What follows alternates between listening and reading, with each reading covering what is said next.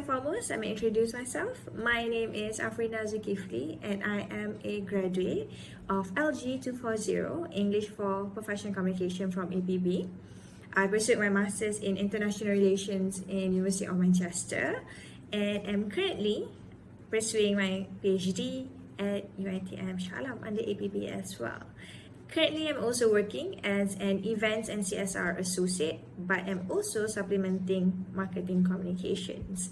You know, when you're hired for a job, you have to be a jack of all trades, and that's some of the things I'm going to touch on today. Okay, I currently work at Kumpulan Wang Persaraan, KWAP, and I am happy to be here today to be sharing with all of you and teaching you, getting you through Unit 2.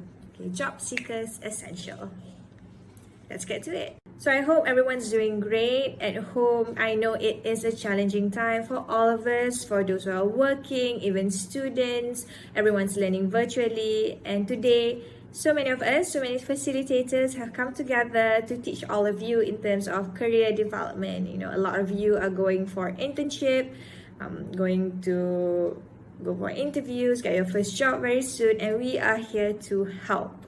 So for this unit, I hope everyone bears with me. I'm trying to make it as light, as interesting, and please keep on watching throughout the whole video. We have 3 subtopics. Okay, number 1 will be self-awareness.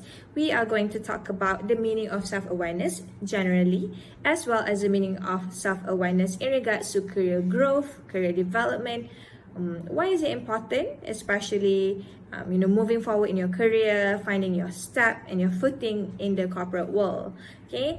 Secondly, we're going to get to know the results for your next profiling, because I believe that all of you have already taken the test or the profiling, and we are going to analyze the results. We're going to find out what type of person are you, what type of an employee will you be, what are your interests, what is your passion, and what drives you, what grounds you in terms of values and all that, because it's very important so that you get to know jobs that you will enjoy, jobs that is best for your skill set, and we'll be analyzing that together. Okay, and last but not least, we're going to learn on how to make an effective elevator pitch. Okay, so what is an elevator pitch? We're going to go through that, and how do you construct an effective elevator pitch to get you noticed, to differentiate you from all the other people and all the other students out there. Okay, so without further ado, let's start with our first subtopic, which is self-awareness. The meaning of self-awareness, according to Oxford Dictionary, is conscious knowledge of one's own character and feelings. So you are aware of how you feel, of your character, okay, how you are different from other people. So that's the general definition under Oxford Dictionary. According to 4C, okay, in regards to the definition of self-awareness towards our career development and career growth, is that self-awareness is a critical tool to help you reach higher levels of job satisfaction, become a better leader, improve relationships with colleagues, and manage your emotions better. It is also positively correlated with higher levels of overall happiness. So you can see that self-awareness is extremely important. And according to a study by Forbes, they say only about 15% of employees are self-aware about themselves. And being self-aware about yourself is knowing your strengths, your weaknesses, your interests, your passions, how do other people perceive you, and it goes on and on. And it is so very important because it does not just affect you, it affects other people around you, and most importantly, it affects your quality of work, right? So let's understand it better. Okay, when you understand self-awareness, how would it benefit you? Okay, let's move on to the next slide. When you understand the very definition of self-awareness, you will understand 5 things. Okay, number 1, you will know your strengths. Okay, your company capitalizes on your strengths. Okay. For instance, if you are someone who likes to be in the limelight, you have excellent communication skills, you're very outgoing, you're very robust. So what does that say about your strengths? Okay, you are someone who can speak in front of people, can conduct meetings, can stand in front of a large crowds. So your strengths and how the company is going to capitalize you is that perhaps you're going to lead presentations, proposal, meetings and all that, as well as becoming MCs for certain events and all that. So that is a strength. Okay, for instance, if you have a strength in designing and marketing, they perhaps might capitalize on it and ask you to be in charge of your company's sales and promotion, or your company's social media. And if you are good in writing, then perhaps you'll capitalize on your skills for PR, for press releases, for media management. Okay, so when you are aware of what you are good at, okay, you can portray that even more, and the company can capitalize on what is your strength. Okay. Okay. Secondly, you will know your weaknesses. Okay. Why is it important to know your weaknesses?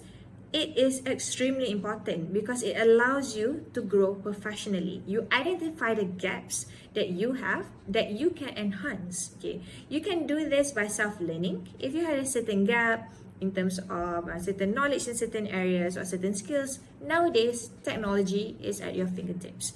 You can learn from YouTube, from videos, and you can do some self-learning. You can read a lot. Okay, or you can even acquire help from other people. Okay, you can ask your colleagues, your friends, those who are more knowledgeable than you, and you can smaller the gap. Okay, make it smaller, the gap.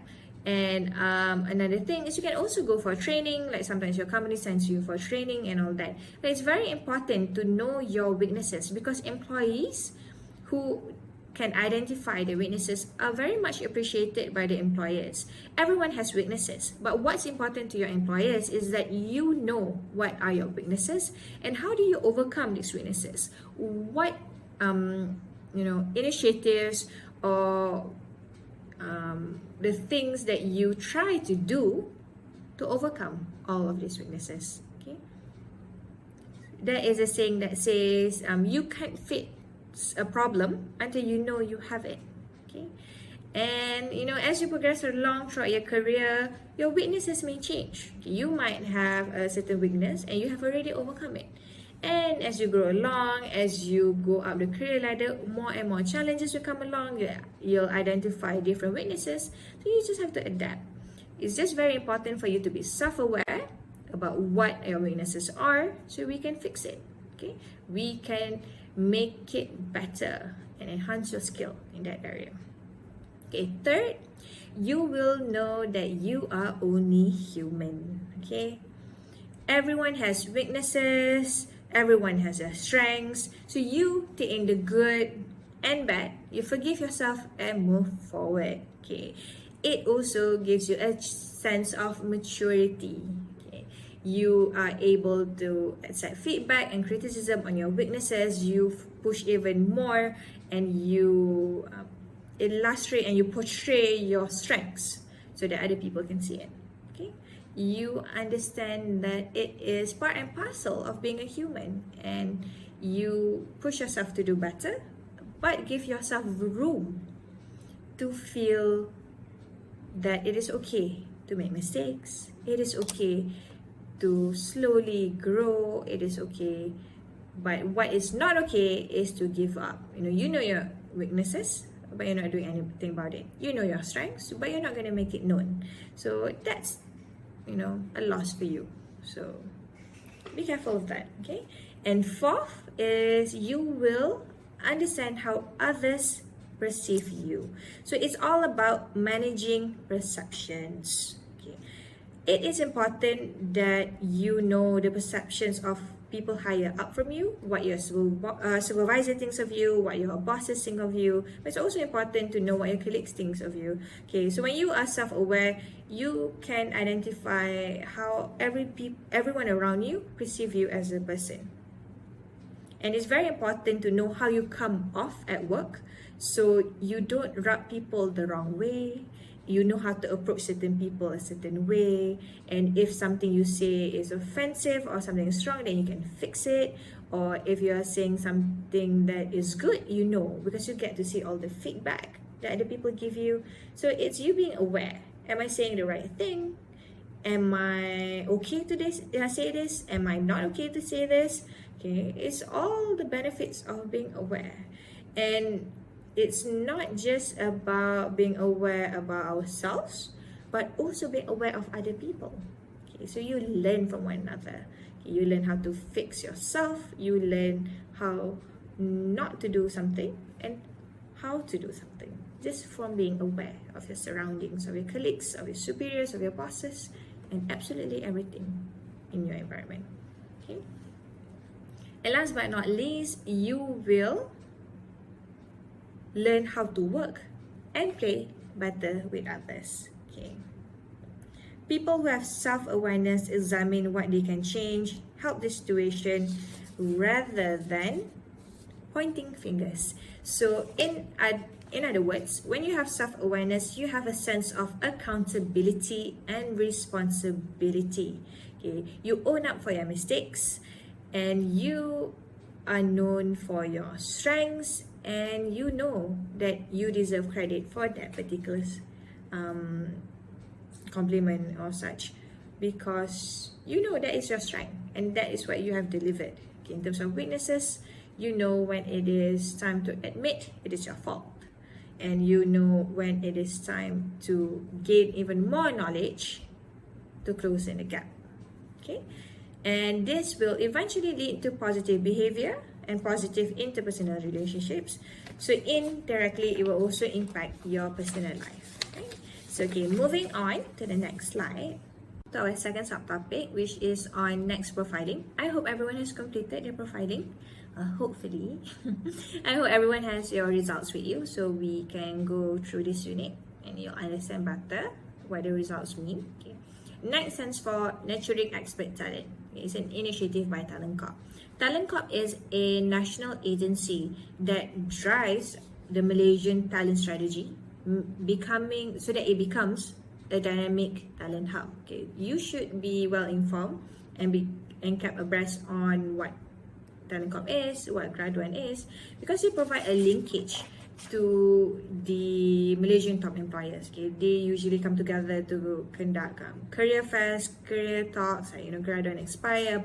I personally myself obtained my job because I attended a career fair, a Graduan career fair at London when I was pursuing my masters in Manchester, and that was when I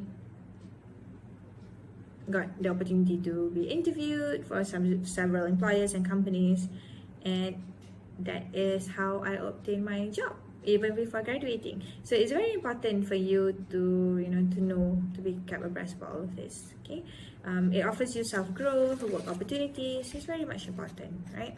So the next profiling is to identify your strengths, your passion, your career choices that is most suited for your skill sets. So it allows you to identify job positions that is suitable for you. It complements your skills and it capitalizes on your strengths, but does not really focus on your weaknesses. Okay. All right. So before we go any further, let's have a look at this video.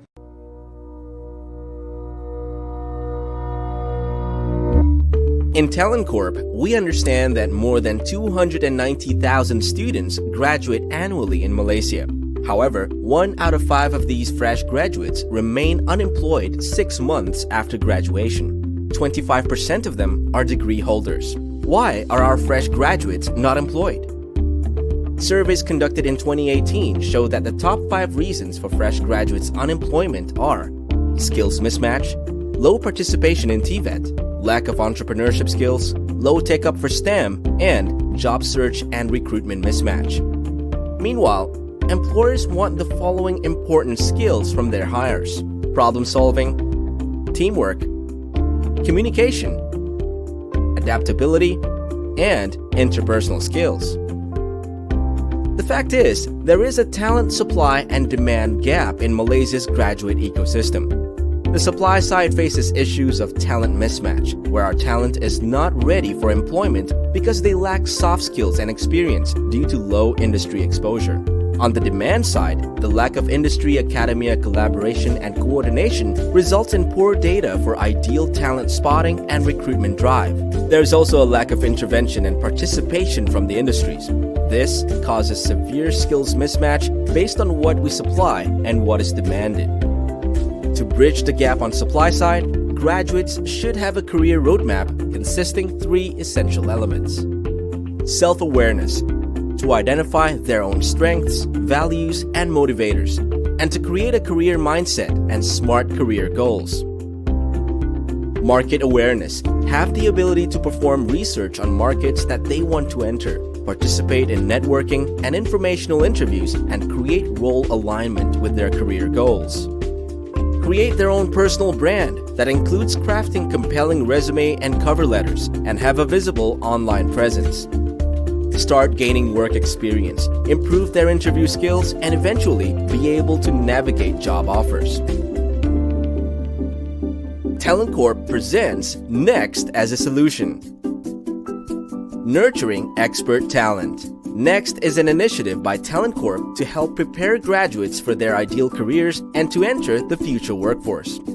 Next is a self-improvement tool for talents to have better self-awareness.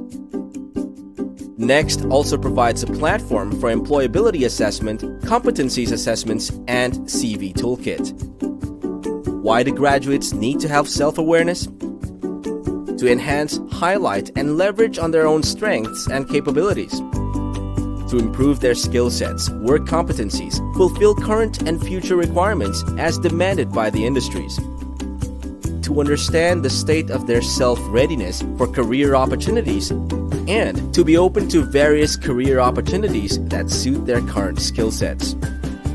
Next empowers you through VIP24, a holistic profiling tool to understand the fit between your motivation, a potential job role, and your interests, looking beyond just skills and competencies towards the 24-hour of a person.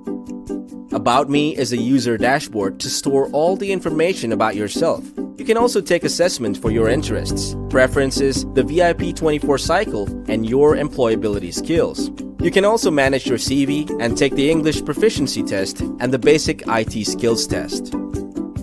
Assessment for your interests is about understanding the areas in which you are motivated the most based on the Rayasek diagram. Assessment for your preference is to chart your personality, characteristics, and thinking patterns. VIP24 cycle is an assessment to chart between your desired situation and your current situation based on 4 main areas: relations, the quality of the relationships formed in a workplace setting; quality of life, physical and mental health factors that will impact your overall well-being; coping, the alignment between your personal interests, values, and development needs; value creation, the meaningfulness of what you do or who you do it for. The difference between desired and current situation, as demonstrated in the VIP24 cycle, indicates a motivation level of green area. Assessment on employability skills looks at 3 dimensions: ideas and opportunities, your ability to identify valuable ideas and opportunities and to utilize and maximize the benefits; resources, your ability to identify and utilize internal and external resources; and into action, your ability to translate available ideas and opportunities with efficient use of available resources into directed action.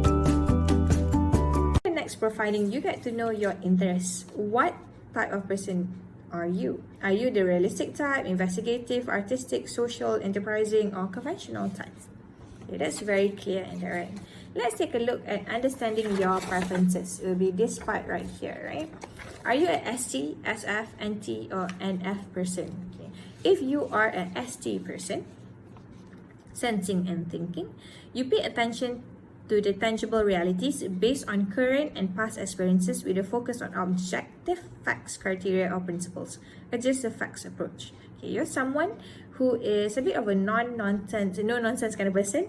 you base your justifications on factual evidences. Okay. If you are an SF person, sensing and feeling, you base on current and past experiences and a focus on people and the values involved. A sensitive and caring approach. I myself am also an SF. It means that you are very altruistic, you're more inclined to people, and it drives you, and you're passionate about others, and you are very grounded to your values and principles. Okay? If you are an NT person, intuiting and thinking, you pay attention to concepts, meanings, interrelationships, and probable or possible futures with a focus on the principles and criteria involved, an abstract problem-solving approach. Okay, you're very intuitive. So you are the types of people who come up with solutions to difficult problems. You think outside the box. You're very much creative. If you are an NF person, intuiting and feeling, you are something like NT, intuitive and thinking, but you are inclined to feeling because you take into account other people and values. So it's more of a growth and development approach. You value all of this. So perhaps you are more inclined into HR, perhaps into growth and development. You are very creative in finding solutions that are more inclined to people. Perhaps you'll be a good recruiter. You'll be a good trainer. Okay, so all of this, it shows your pillars of personality. Of course, you can have a mixture of preferences, but these are your dominant ones. Okay, so you should capitalize on this. Find jobs that are more inclined to your preferences, to your interests. Okay, it's like the left hand, right hand example. Okay, like myself, I'm a right hand. So we use our right hand with, I'm right-handed. So we use our right hand without thinking, right? But it doesn't mean that I can't use my left hand. Multi-handed, but we are more inclined, more dominant with our right hand. So it's the same with our preferences. We are just more inclined to the specific ones. So it will help you in terms of making your job decisions, like what job types to go for, what positions, and whether it'll give you satisfaction in that job, whether it will motivate you. This is the life value and motivation level. This depicts what matters most to you and what drives you. Okay. When you see all these gaps, you strive to achieve a balance of everything. A balance in terms of relations, of the quality of your relationships in the workplace setting, your quality of life, your physical and mental health, your work-life balance, your coping, how you cope with your personal interests, values, and development needs, and your value creation, the meaningfuls of what we do and who we do it for. Okay, so when we see there's a lot of gaps, we strive to be a holistic and comprehensive individual. Okay, if you are lacking in relationships, perhaps you'll take more initiative to interact with your superiors, with your colleagues. If you think your quality of life is not so good, then you find new hobbies, new interests. If you are not able to cope very well, then you can go for counseling. You can find ways to release your stress. Or if the job, is lacking in terms of satisfaction, then you can share it with certain people, and try to find ways to be more accepting of your job. Find ways on how to make it more meaningful for you. Okay, so lacking in these certain areas, all these gaps may result in burnout, demotivation, and all that. So when we identify these gaps, self-awareness comes in, right? So we try to overcome these weaknesses. So it's part of parcel of being working, having a career. There are gaps, so it's up to us to identify how to overcome all of this. Okay, and it is also a way for us to balance everything. Last but not least, in regards to the next profiling, we get to know employability skills. It is evident what your strengths are, what you can offer to an organization. You can exemplify these skills during your interview, interaction. This is what you can offer. This is what you're good at. So you should be able to portray all these skills, all these positive points about you. Okay, and you can even inculcate it into the elevator pitch, which is our third and last sub-unit. You can also try this exercise of SWOT exercise. It's your strengths, your weaknesses, opportunities, and strengths. So you make a table, like a T, and you list out what your strengths are, your weaknesses, and the opportunities you would like to venture, and certain threats. So this also is a type of simple profiling for you to get to know yourself better. Okay, you can do this on your own time, but it is also an effective method to get to know your interests and what would you like to do in life. And we have come to our last subtopic, which is the elevator pitch. What is an elevator pitch?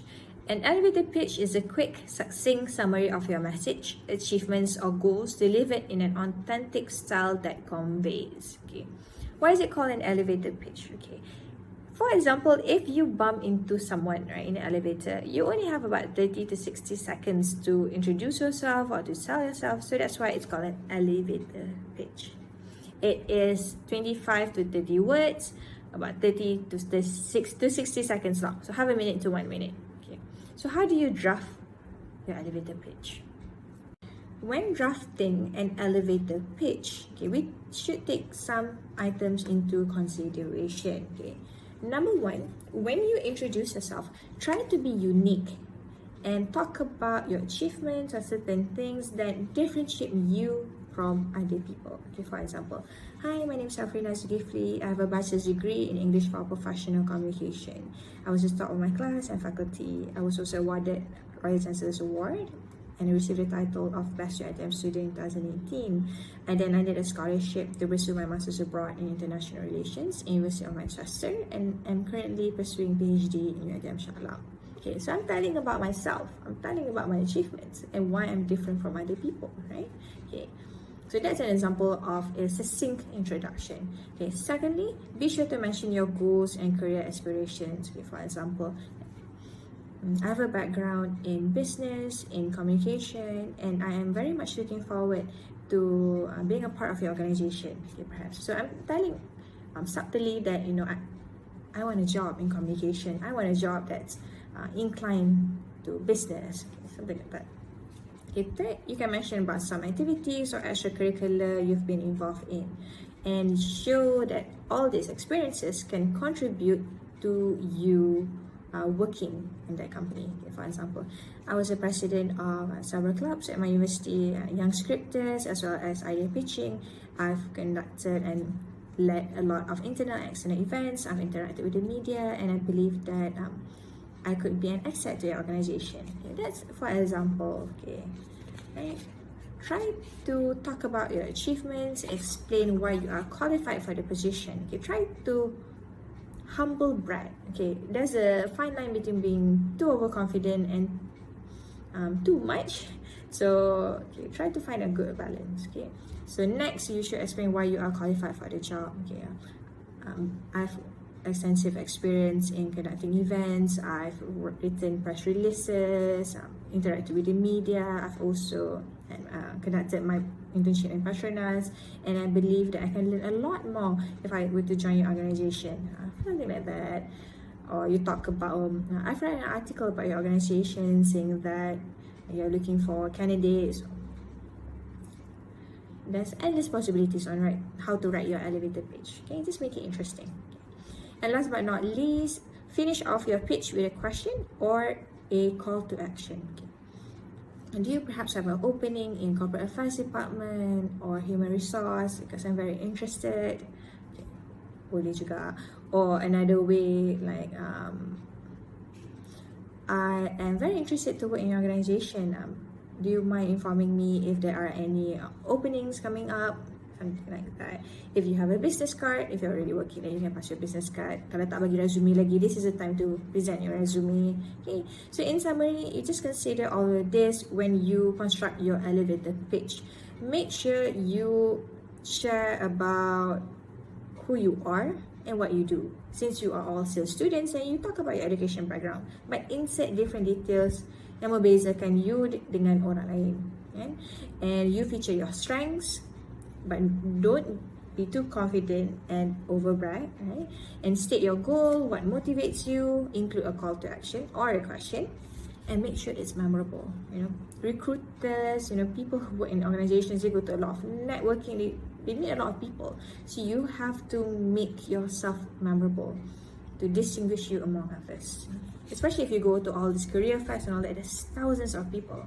So try to draft an elevator pitch. You can even memorize it, but make it very subtle, very smooth. There are so many examples of elevator pitches you can find online, and your facilitators can help you to write one. So yeah, this will definitely help you in obtaining your first job, to land your internship. Thank you everyone, we have reached the end of Unit 2. I hope I haven't bored you with my endless babbling, and I hope that all of you made it through the whole video. We have talked about the definition of self-awareness, why is it important. We have analyzed the results for next profiling, how it shows your strengths, your weaknesses, your interests, your passion. We talked about how to write an effective elevator pitch, which is so important. And I wish all of you the best of luck. Thank you for having me. Okay, Assalamualaikum. Bye.